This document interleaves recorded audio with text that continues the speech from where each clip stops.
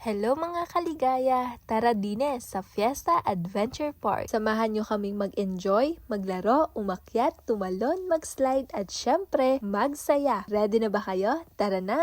Pagdating pa lang namin, grabe, amazed na kami. Makikita mo pa lang yung lugar, parang sinasabi na niya, uy, ubusin yung energy nyo dito. Syempre, unang ginawa namin, bumili muna ng ticket. Entrance fee, 350 pesos per person, kids and adults. Free ang kids below 70 cm, ride and play all you can, all day. At ang pinaka-winner, free ang birthday celebrant on the day itself. Just bring PSA. After bumili ng ticket, pumunta muna tayo sa waiver station. May fill out ka lang na form, konting sulat-sulat, tapos pasok na tayo. Pagpasok pa lang, kitang-kita mo na kung gaano siya kamakulay. Parang lahat dito sumisigaw na, tara na, talo na, laro na. Perfect siya for kids at honestly, kahit sa matatanda, ma-enjoy mo talaga. Una namin sinubukan tong spring rocking horse at legit ha, mas enjoy pa yung matatanda.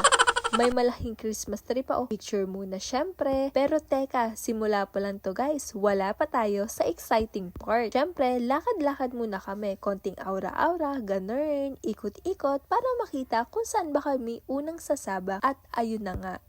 Ito na ang highlights. Napakaraming tao, napakaraming rides. As in, hindi mo na alam kung saan ka magsisimula. Tapos, may nakita pa kaming labubu mascot. Syempre, hindi pwedeng walang picture taking. Smile kayo dyan. Habang naglalakad pa kami, biglang isang napakalaking net ang aming nakita. Syempre, hinayaan na namin yung bata umakyat. Diyos ko, ang taas. Bahala ka dyan.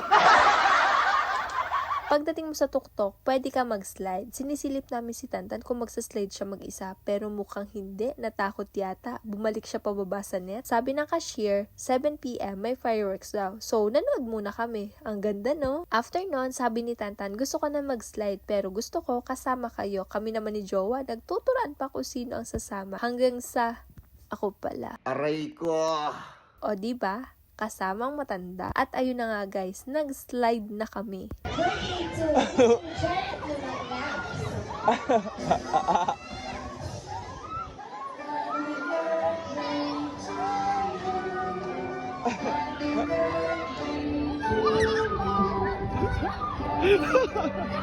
Bakit? Bakit?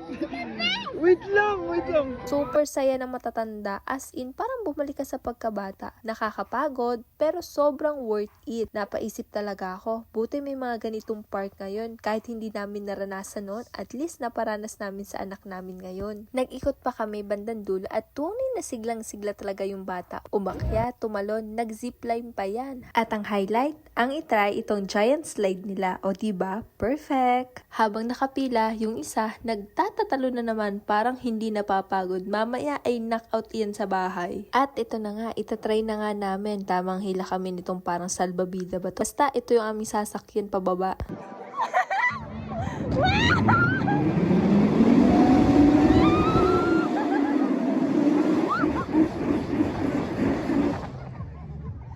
Mukhang nagutom na yung bata kaya nagyaya ng kumain. Sa food court, kayo na bahala pumili ng bet nyo. Kami, simple lang, shake, fries at siomai. After kumain, gusto daw bumili ng toys. May stall naman for toys and souvenirs. Kaso wala siyang bet. So ikot pa ulit kami hanggang sa nasatisfied na siya. At ayun, uwi na daw. Sabi ko sa fast food na lang kami mag-dinner. By the way guys, ito ang details. Operating hours, weekdays 12 noon to 10 PM. Satsan, 9 AM to 10 PM. No outside food allowed inside the park. Located ito sa Fiesta World Mall, Barangay Marawoy, Lipa City. For more updates, like and follow their Facebook page. Kung nag-enjoy ka, don't forget to like, share, and follow. See you in my next vlog. Bye!